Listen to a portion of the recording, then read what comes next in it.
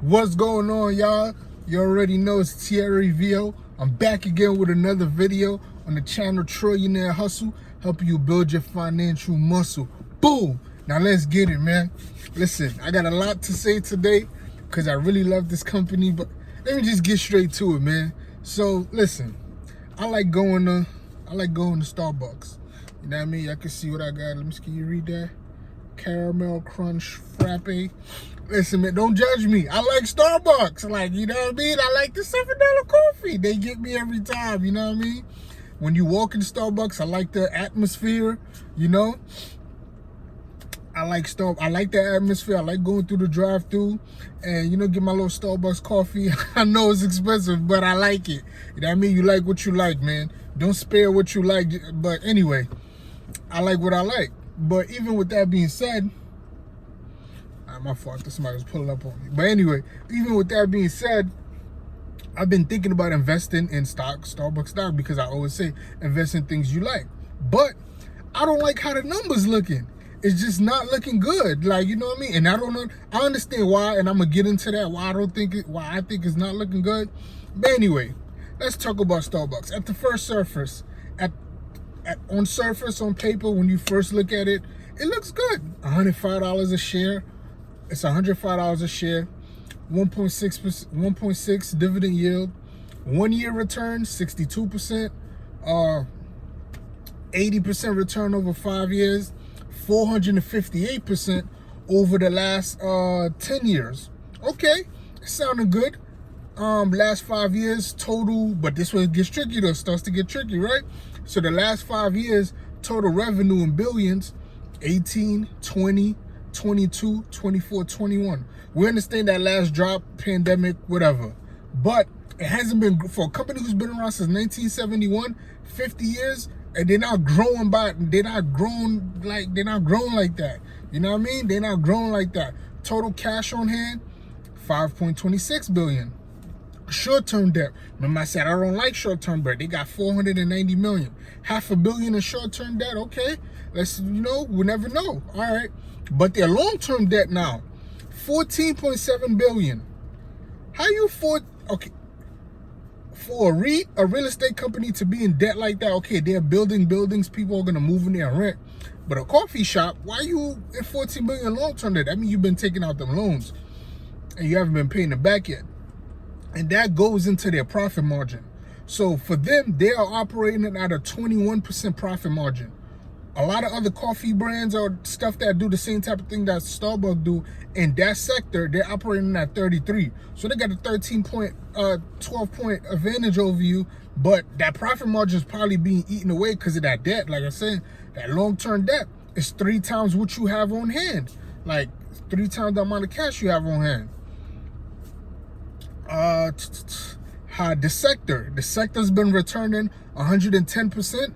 Starbucks been returning 98% over 5 years. They're not that far off behind the sector, but it's still, I think you should be beating the sector. If you know what I mean? I think you should be beating the sector, especially if you're just supposed to be selling coffee. Like I said, I'm gonna get into why I think it kind of went left. But market cap is 125 billion. Now, remember I said market cap is how much the company's worth. Enterprise value is how much it's worth with the debt added on. Enterprise value is 144 billion. So again, that 20 billion pop up of how much you in debt, and that's what's bringing up your enterprise value, right? Total debt is about 25 billion. It's just the debt, man, that long-term debt. And they have the long-term debt is 14 billion. So you got another 10 billion in debt floating around, like, you know what I mean? I don't want to get too deep into it. I'm just trying to keep this video short. But anyway, now, what I feel like, I still like the company. Like, I like the coffee, right? So what I'm going to say before I get into my next part of the video is, if you still like Starbucks and you want to invest, just get the ETF. Get an ETF with Starbucks in it. That way, that brings your risk level down, because somebody else is taking that risk for you. And if Starbucks really start doing bad, they're gonna drop Starbucks out of that ETF and replace it with another company. I got 3 ETFs. Starbucks is selling at 105. I got an ETF called XLY selling at 162. A little steep, but ETFs are safe. 2 that are selling less than Starbucks, so you can still get a little piece of Starbucks, is IYC. IYC stands for iShare US Consumer Service, and FDIS, Fidelity Covington Trust, discretionary, whatever. But you get the point. IYC is selling for $73 a share, and FDIS is selling for $73 a share. Both of those are selling for about what, $30, less than what Starbucks is, and you're not taking the blunt of the risk like just investing in Starbucks straight up, because ETFs are a group of stocks operating as one, and Starbucks is just one out of that group. If Starbucks start doing bad, they're gonna drop Starbucks and replace it with something else. So you don't really feel too bad, right? But what I want to get into is why I think they're doing bad, or why I think they're not doing that great as much as they can be, which is comes to a reason why I always tell you guys, when you're researching these companies to invest in, make sure you do enough research on the CEO, who the CEO is, what he is about. And I'm not a financial advisor, I'm not a financial guru, this is just my opinions. And I also want to state the fact that I don't want to get sued for defamation of character. So whatever I'm saying are just my opinions. You don't got to listen to what I'm saying, man. You could do your own research. So the current CEO right now of Starbucks, his name is Kevin Johnson, right? Kevin Johnson, in my opinion, if we look at his history, he went to school for business. He got the most basic business degree you could get. Sorry to the people out there with business admin degrees, but you know what I mean? But he got a business admin degree.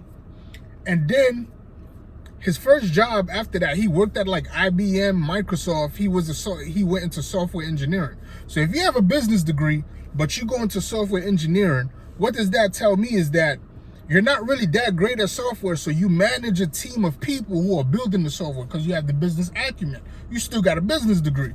So, okay, so that's what you've been doing in your career. He worked at IBM, Microsoft, he worked with Steve Ballmer, he worked with Bill Gates and stuff like that. So, okay, he understands technology, he's managed technology for his career.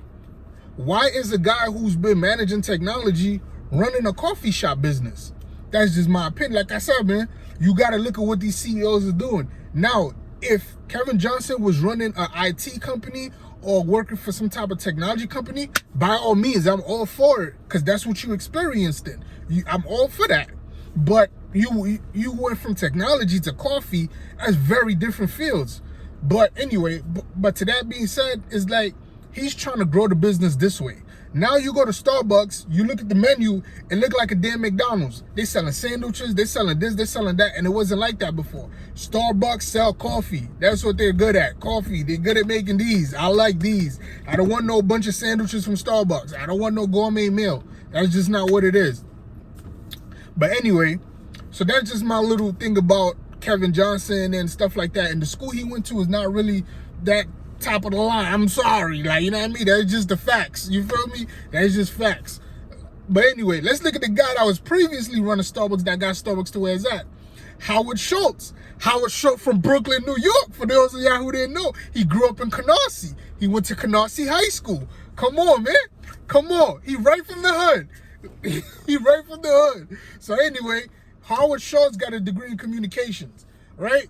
And Howard Schultz, like, before he worked at Starbucks, how he ended up walking into Starbucks, he used to work for a company that used to deliver the filters for Starbucks machine. And then he got recruited to come work at Starbucks. He worked at Starbucks twice. And let's look at the stock prices from when he worked at Starbucks to when Kevin worked at Starbucks. From when Howard Schultz worked at Starbucks from 1981 to 2000. He took the company public from zero to about $4 a share when he left in 2000. Then he was gone for 8 years. When he came back from in 2008 to 2016, he worked there. He took the company back over at $9 a share in 2008. And when he stepped down to 2016, it was $61 a share. Come on, man. Listen, Howard Schultz was putting in that work for Starbucks. He was putting in that work. He got that, as the CEO, for you to get your company to grow like that, he was putting in that work. Kevin Johnson, you go look at his track record. He worked at Juniper when he was a CEO of Juniper Network. Juniper is another company like Cisco who makes switch equipments and stuff like that for internet. I'm not going to get into that. But long story short, when he was at that company, the company flatlined the whole time he was there.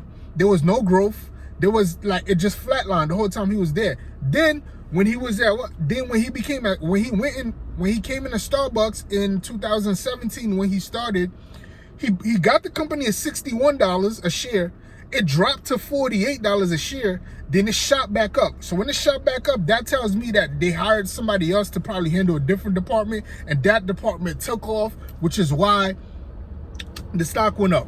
These are just my opinions. Do your own research. Don't listen to, I'm not a financial advisor, but these are how I think about things when I go and make investments, right?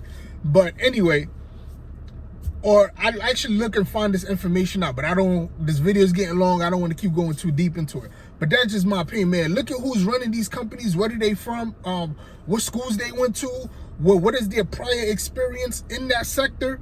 You know what I mean? Big difference. Kevin came from technology. If he was doing a technology company, great, bro. But now he's selling coffee. That's kind of like two different fields, in my opinion, right? Howard Schultz, you know what I mean? He grew up in the hood, so you know he got a little hustle to him. You feel me? And he went to and before he worked at Starbucks, he worked at a previous company that was dealing in coffee. So he had a little bit of experience of dealing in the coffee sector business, and he was in sales. So you know what I mean? He know how to sell, and he worked the coffee before. So now he just got a great product, which is Starbucks coffee, which is definitely a great product. I love the coffee. I know it's expensive, but I like it. It is what it is. So anyway, I feel like that brand is still valuable. The coffee is still valuable. I like value. I would rather buy a company at $200 a share after it has proved to me its value than a company at $50 a share and I hope it's valuable. So I could buy it at $50 and lose all my money if it's not valuable, or I could buy it at $200 because I know it's valuable and I know it's going to continue to keep growing, and it end up going to $400 a share and I made $200 per share. Like, come on, man. That's easy math in my opinion. So anyway, man, that's my point, my whole thing on Starbucks, man. Like I said, I love the coffee. I hope they get it together. And I hope they become successful so I can invest, because I drink the coffee. So I want to invest to get some of my money back that I keep buying these $7 coffees. So I love y'all. Peace. Like, subscribe, comment down below, man. Show your boy some support. I'm bringing that heat for you, man. I love y'all, man. For real. Everybody can win with stocks. You don't got to buy Starbucks stocks, man. There's a whole bunch of other options. When you see a company like this that you love and they're not doing everything right on paper to make you feel comfortable about putting your money in there, that means you need to do some deeper research to find some other companies. There's a bunch of companies out there. You don't got to invest in everything I'm talking about. You can find a company by doing research like, oh, look, this company, their numbers is looking right and they doing their thing, man. Sorry for this video being a little too long today, but I just had to get that out. I just had to get that off my chest, man. I'm always talking about great companies, but there's also companies who I like, I want to invest in. They're not doing too great and I don't invest in them. I just want to try to see both sides of the field, man. But I love y'all. Everybody can win with stocks. Like, subscribe, comment down below, show your boy some support, show your boy some love, and I'm out.